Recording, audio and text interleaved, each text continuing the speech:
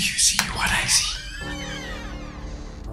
Jangan lupa untuk subscribe, share, dan nyalakan lonceng notifikasinya sebagai bentuk dukungan kamu.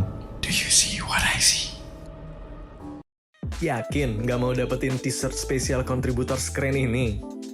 Selain cerita kamu bisa didengarkan oleh jutaan telinga, kamu juga bisa dapetin t-shirt keren ini hanya dengan mengirimkan cerita pengalaman horor kamu ke email podcast.ceritahoror@gmail.com. Kami tunggu.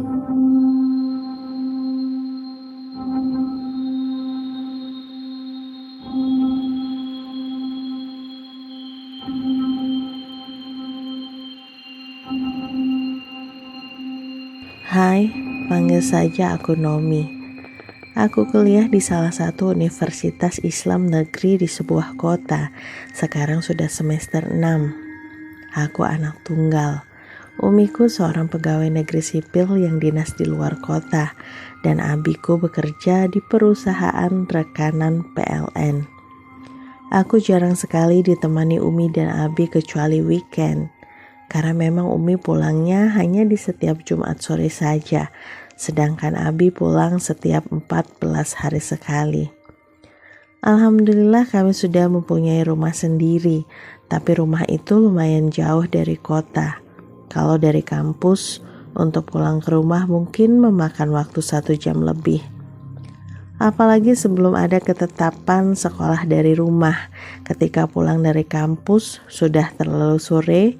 Belum lagi banyak yang perlu disinggahi atau ada tugas kampus yang harus dikerjakan. Ujung-ujungnya sampai di rumah ketika malam tiba. Aku tinggal sendirian di rumah, tapi terkadang ada teman kuliah yang aku ajak untuk menginap walau tidak terlalu sering. Pokoknya dalam 1 bulan itu paling 1 atau 2 kali saja ada teman yang mau diajak menginap. Kalau ada yang menanyakan aku takut atau tidak, ya jujur saja aku takut. Tapi tidak sampai yang membuat aku harus mengajak teman sebanyak mungkin untuk menginap di rumah. Intinya asal jangan ditakut-takuti saja. Di rumah ini ada 2 kamar. Kamar depan itu kamar Abi dan Umi. Kamar yang terletak di sebelah ruang tamu. Dan kamar kedua adalah kamarku, kamar yang berada di sebelah garasi. Kemudian ada ruang keluarga dan ruangan paling belakang adalah dapur dan kamar mandi. Beberapa bulan ini aku lebih sering di rumah karena kuliah dan segala macamnya dilakukan secara online. Bisa dibilang aku sedikit lega karena untuk sementara waktu tak harus pulang malam dan kehujanan. Ya, di penghujung tahun ini curah hujan memang meningkat. Mungkin hal itulah yang menyebabkan Umi menjadi khawatir kepadaku. Sore itu aku mendapat telepon dari Umi. Neng, kalau takut sendirian di rumah, ajak Ica sama Naura saja buat nemenin kamu tidur di rumah. Aku menjawab, iya. Dan setelah menutup telepon Umi, aku menelpon Naura dan Ica. Aku menanyakan kepada mereka apakah mereka berkenan untuk menginap ke dalam rumah. Mereka pun berjanji untuk datang selepas maghrib nanti. Setelah menutup telepon, aku berjalan keluar menuju pintu garasi dan menutupnya. Aku masuk ke kamar untuk merebahkan diri, sambil menunggu maghrib yang akan datang sebentar lagi. Sebenarnya aku merasa lapar, tapi aku malas keluar karena cuaca yang memang sedang tidak bersahabat. Tak lama azan maghrib berkumandang, aku segera menunaikan kewajiban itu dan kemudian berbaring lagi di tempat tidurku. Tidak tahu angin apa yang membuatku mengantuk di saat itu, padahal baru saja jam 7 malam. Mungkin karena memang cuacanya yang mendukung sekali untuk tidur-tidur cantik. Aku hampir saja terlalap tapi terbangun ketika mendengar suara pagar depan didorong. Wah, itu Ica sama Naura sepertinya. Aku menjadi bersemangat dan segera bangun. kemudian menuju pintu yang ada di ruang tamu dengan niat untuk menyambut kedua orang temanku itu. Tapi tidak ada siapa-siapa di teras itu, dan posisi pagar pun tidak dalam keadaan dibuka. Padahal tadi jelas terdengar suara roda besi dari pagar yang terdorong di atas relnya.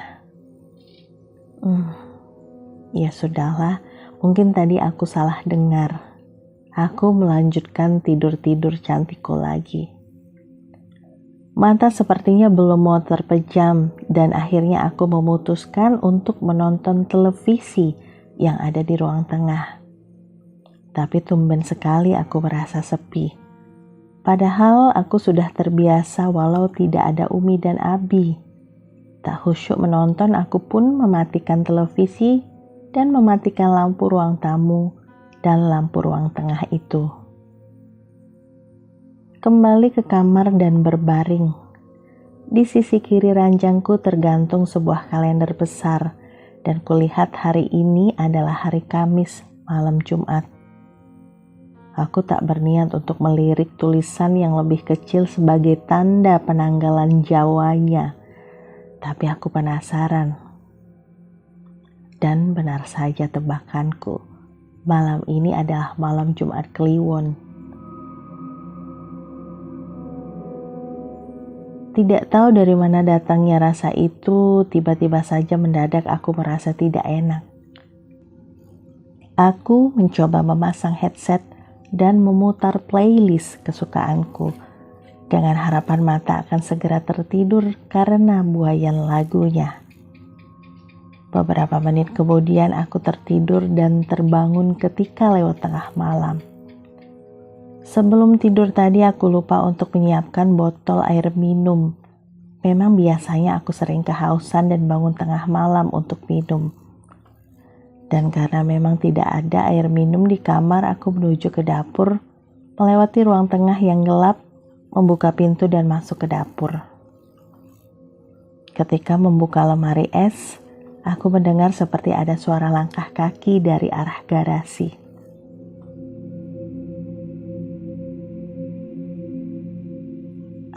Tapi tidak mungkin. Kalaupun ada orang yang datang, pasti akan terdengar suara pagar besi yang didorong. Mungkin itu hanya dedaunan yang ditiup angin.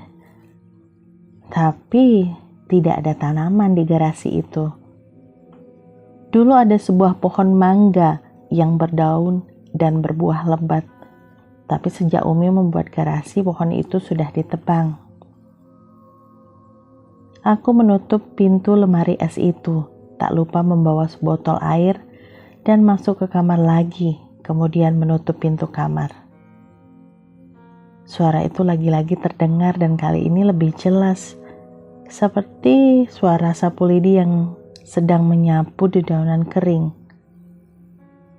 Siapa yang menyapu selarut ini? Aku mencoba menepis ketakutan-ketakutan yang tercipta dari pikiranku sendiri dan mengalihkannya dengan membuka-buka aplikasi platform. Oh ya, aku lupa memberitahu, di rumahku ada banyak sekali kucing. Mungkin ada sekitar 10 ekor kucing. Ada yang tidur di sebuah ruangan di dekat dapur, tapi ada satu yang suka menemaniku tidur. Namanya Tofu. Saat itu Tofu uring-uringan sekali. Dia seperti gelisah. Bulu ekornya berdiri dengan intens, dia mengeong, mondar-mandir tidak jelas, dan selalu berhenti melihat ke arah lubang ventilasi yang ada di atas jendela kamarku. Lalu terdengar suara langkah kaki yang berjalan lagi. Kali ini suara itu tepat berhenti di depan jendela kamarku. Nafasku mendadak menjadi sepotong-sepotong. Aku seperti bisa mendengar detak jantungku sendiri. Dan tiba-tiba aku melihat bayangan seperti sepasang mata di atas ventilasi udara itu. Apa? Mata?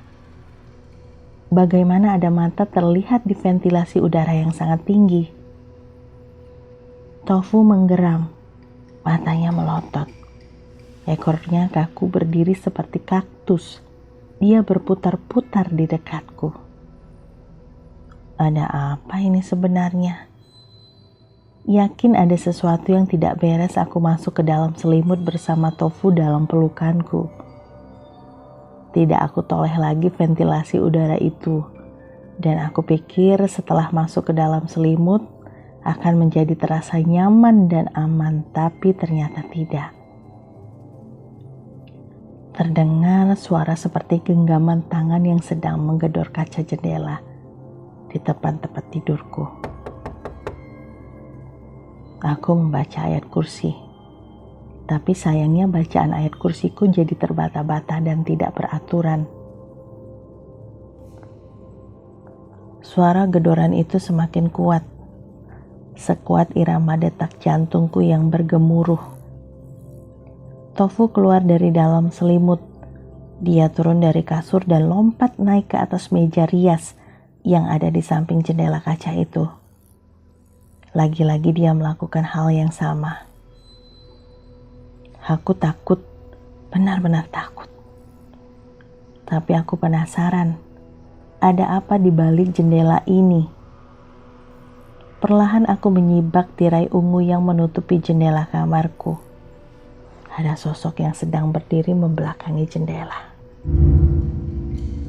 Sosoknya seperti aku kenal, besar, tinggi, dan memiliki bahu yang panjang dan lebar. Seperti sosok Abi. Ya, memang terkadang Abi pulang tengah malam. Tapi tidak terdengar suara pagar yang didorong. Lagi pula buat apa Abi menggedor? Kan Abi bisa mengetuk pintu sambil mengucap Assalamualaikum.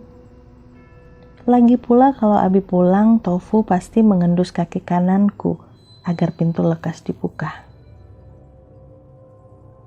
Aku tutup lagi tirai jendela itu dan berdiri mematung di depan meja riasku. Tiba-tiba ada suara memanggil. Nom, buka pintunya. Seperti suara Abi. Persis. Lagi-lagi aku bimbang antara perasaan takut juga bingung. Sudahlah. Mungkin itu memang benar Abi. Aku berjalan beberapa langkah dan akan membuka pintu kamarku. Sampai suara tanda pesan chat masuk mengagetkanku. Aku klik tanda itu dan sebuah pesan tertampil di layar. Assalamualaikum Nom, Abi belum bisa pulang minggu ini. Minta teman buat menginap di rumah ya, buat temenin kamu. Nanti Abi tambahin uang jajannya. Aku mendadak merinding hebat. Badanku lemas karena gemetar setelah membaca pesan chat dari Abi. Jari jemariku tak kuasa untuk membalasnya. Lantas siapa yang berdiri di luar jendela tadi? Aku memang sangat takut, tapi juga merasa penasaran. Aku mengintip lagi ke arah luar dan sudah tidak ada siapa-siapa di sana.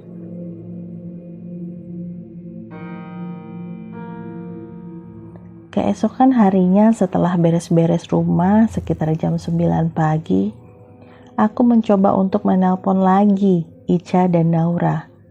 Alhamdulillahnya kali ini mereka benar-benar mau menemani aku. Singkat cerita ketika mereka berdua sudah datang selepas maghrib. Tapi aku menjadi tidak paham. Kenapa Ica dan Naura malam itu tidak mau aku ajak untuk tidur di kamar? Mereka mengajakku untuk tidur di ruang tengah saja. Ya karena aku yang minta tolong kepadanya, jadi aku mencoba untuk memenuhi keinginan mereka berdua. Selepas sholat Isya, kami menggeser meja osin dan kursi-kursi yang ada di ruang tengah itu agar bisa memasang kasur di sana. Setelahnya kami memasang spray dan menyiapkan bed cover. Rumahku memang tidak menggunakan AC, tapi di sekelilingnya itu banyak ventilasi udara. jadi angin berhembus dari sana. Lagi pula di sekitaran rumah masih banyak pohon-pohon dan tanaman yang tumbuh subur. Mungkin itu salah satunya yang menyebabkan kalau malam hari cuaca di sini menjadi sejuk. Aku melihat Ica berdiri di ruang tamu. Dia melihat ke arah jendela kupu-kupu yang ada di ruang tamu itu saat aku sedang membawa botol air minum dari dapur. Aku menowel pipinya. "Kenapa, Cah? Ada tamu, Nom, di depan." "Tamu siapa?" Aku melihat ke arah jendela dan garasi. Tidak ada siapa-siapa di luar sana. Oh iya, jendela kupu-kupu yang ada di ruang tamu kami hanya dikasih satu gorden tipis saja yang menerawang. Tidak dipasang gorden tebal seperti yang ada di dalam kamar. Jadi kalau ruang tamu dimatikan lampunya, kita bisa melihat keadaan yang ada di luar.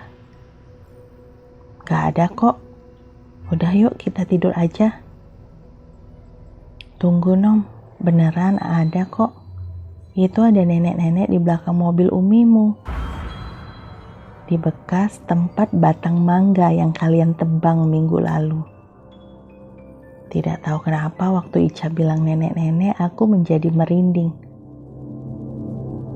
"Udah yuk tidur," ajak Naura juga yang ada di depan televisi.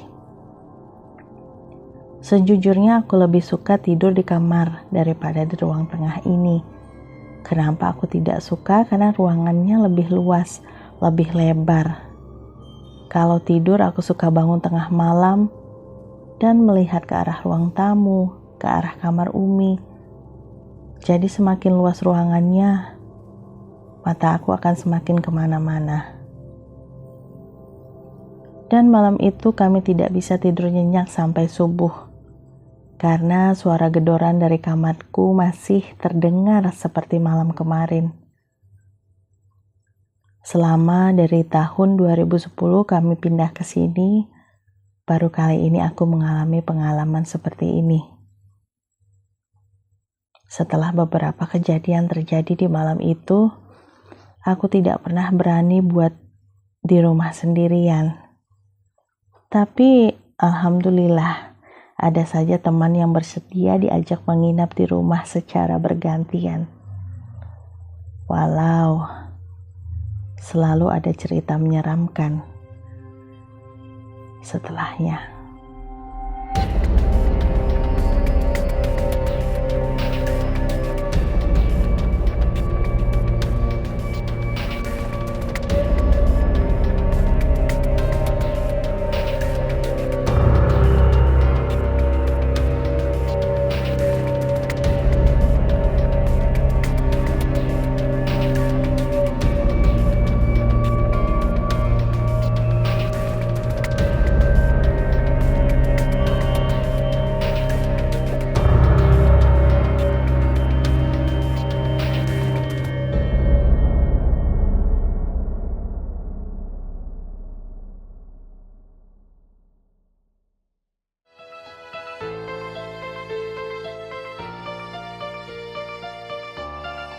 Kirim cerita kamu ke alamat berikut.